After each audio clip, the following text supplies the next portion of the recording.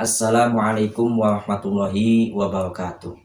Alhamdulillahirabbil alamin wa bihi nasta'in ala umuri dunya waddin. Wassalatu wassalamu ala asyrafil anbiya'i wal mursalin amma ba'du. Teman-teman Aswaja, sahabat-sahabat Aswaja, teman-teman Salafi Wahabi, mudah-mudahan selalu dirahmati oleh Allah Subhanahu wa taala dan diberikan kelancaran rezeki oleh Allah Subhanahu wa taala dan diberikan keturunan-keturunan yang soleh dan solehah. Rabbi habli minas solihin, amin amin ya rabbal alamin. Pada salah satu channel ini kayaknya channel tetangga sebelah. Artinya bagaimana? Channel ini membahas tentang, kok alergi banget ya, tentang hadis kullu bid'atin dolalah wa kullu dolalatin finnar. Kita sudah tahu yang membantah hadis ini adalah orang-orang ahlu sunnah wal jamaah, yaitu Aswaja. Bukan hadisnya, tapi pemahamannya. Yang diluruskan itu adalah pemahaman. Ya, jadi kita itu tidak alergi kepada hadisnya Rasulullah SAW, itu tidak. Akan tetapi kita itu meluruskan tentang pemahaman orang-orang yang mana mengartikan semua bid'ah itu sesat dan semua kesesatan itu pasti masuk neraka.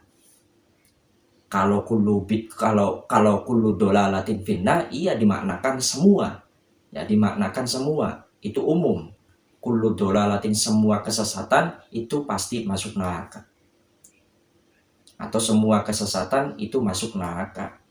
Tetapi di sini kullun pertama yang harus diluruskan, sebagaimana di dalam video Syekh Al-Mukarram Yazid Jawaz itu mengatakan bahwa semua bid'ah itu sesat, semua kesesatan masuk neraka. Kalau kulun itu dimaknakan sebagian, nanti ada sebagian kesesatan di neraka. Oh, itu ya. Itu menurut Syekh Yazid Jawaz. Nah, itu pemahaman seperti itu yang kita luruskan. Pemahaman itu bukan alergi kepada hadis, bukan. Ya, bukan alergi kepada hadis. Akan tetapi pemahaman orang-orang itu yang harus kita luruskan. Artinya luruskan dengan ilmiah. Bukan hanya sekedar kata-kata, tetapi diluruskan dengan ilmiah, dengan ilmu. Ya. Dengan ilmu apa? Dengan ilmu tata bahasa. Nah, kullu bid'atin dolalah itu bahasa apa? Bahasa Arab. Berarti diluruskan dengan tata bahasa Arab. Dari nahwu sharafnya, kemudian balaghah, kemudian dari sisi usul fiknya. Karena di dalam usul fikih itu ada kata amun dan kata takhsis. Itu yang harus diluruskan. Kemudian para ulama bagaimana menyikapi atau mengartikan hadis kullu bid'atin dolalah wa kullu dolalatin finnar. Nah, di sini para ulama itu mengartikan kullu bid'atin dolalah, sebagian bid'ah adalah sesat. Atau ada yang mengungkapkan dengan arti amun maksusun. Artinya begini, kullu bid'atin dolalah, tidaklah semua bid'ah itu sesat, tetapi sebagian atau kebanyakan bid'ah itu sesat, dengan diartikan amun maksus. Ya, karena apa? Karena di dalam usul fikih itu ada am dan ada takhsis. Contoh begini, hurimat alaikumul maitah, diharamkan atas kalian al-maitah, yaitu bangkai. Akan tetapi ini ada takhsisnya. Apa? Yaitu hadis Rasulullah SAW, yang mana bangkai ikan masih halal. Yang namanya bangkai kan itu disembelih tidak secara syariat, itu namanya bangkai. Ternyata ketika ikan lele tidak disembelih secara syariat, alias kepalanya digetok terus mati, ikan lele tersebut dipanggang, dibakar, terus dimakan, halal, ya. Nah, kemudian walang, kalau bahasa Jawanya itu walang, belalang, ya. Bangkainya itu halal. Sedangkan di lafadz ini, hurimat alaikumul maitah, al-maitah ini masih umum. Kalau dimaknakan kullu bid'atin dolalah, tidak ada taksis. Semua orang itu sesat. Coba, ayo kita bukalah. Artinya kita buka pikiran kita itu dibuka. Ya, semua bid'ah kalau dimaknakan semua bid'ah itu sesat. Semua orang itu sesat. Ya, semua orang itu sesat. Karena Pak mengerjakan sesuatu yang mana sesuatu tersebut itu tidak ada pada zaman Rasulullah Shallallahu Alaihi Wasallam. Sedangkan Sayyidina Umar Ibn Khattab itu mengerjakan bid'ah, ya kan? Sayyidina Umar bin Khattab mengerjakan bid'ah, ya kan? Nah, kemudian, loh, kok itu kan lafadznya kan sama, kok dimaknai beda? Kullu bid'atin dolalah wa kullu dolalatin fin. Nah, kulun dengan kulun itu kan Pak, lafadznya sama, maknanya itu beda. Kenapa beda maknanya? Di dalam ilmu balaghah itu ada jinas atam. Walaupun lafadznya itu sama, nanti ada maknanya itu beda. Emang ada dalilnya? Ada, jelas. Di dalam hadis Rasulullah Shallallahu Alaihi Wasallam diriwayatkan oleh Imam Muslim, yaitu innamal ma'u minal ma'i. Coba, sesungguhnya wajib air adalah karena air. Bisa dipahami tidak? Innamal ma'u minal ma'i. Sesungguhnya wajib air adalah karena air atau dari air. Bisa dipahami tidak? Padahal lafadznya itu sama. Innamal ma'u al-ma'u minal ma'i al-ma'i. Sama-sama ma'un, sama-sama air. Ini lafadznya sama. Sesungguhnya wajib air adalah karena air. Maka ini dimaknakan beda. Innamal ma'u, sesungguhnya wajibnya mandi junub adalah karena keluarnya mani. Paham? Kan lafadznya sama. Lafadznya sama. Maknanya beda. Itulah keilmuan balaghah. Itu ada jinas atam. Ya, lafadznya sama, maknanya itu beda. Ini siapa yang mengatakan? Ini adalah Rasulullah Shallallahu Alaihi Wasallam. Innamal ma'u minal ma'i. Ingat, Rasulullah Shallallahu Alaihi Wasallam itu adalah orang yang paling fasih, orang yang paling fasih dalam berbahasa. Ya, orang yang paling fasih dalam berbahasa. Di dalam bahasa Arab itu ada ilmu yang namanya balaghah, mantek, bayan, badi, keindahan makna. Nah, itu dia. Bukan kita itu istilahnya, bukan kita itu alergi kepada hadis Nabi Muhammad Shallallahu Alaihi Wasallam, bukan. Akan tetapi kita luruskan sesuai dengan pemahaman para alim ulama. Karena ulama-ulama dulu, ya, ulama-ulama dulu, salaf maupun kholaf, bid'ah itu ada dua macam. Kemudian ada tidak di dalam Al-Qur'annya? Ada, jelas. Ya, contoh di dalam Al-Qur'annya.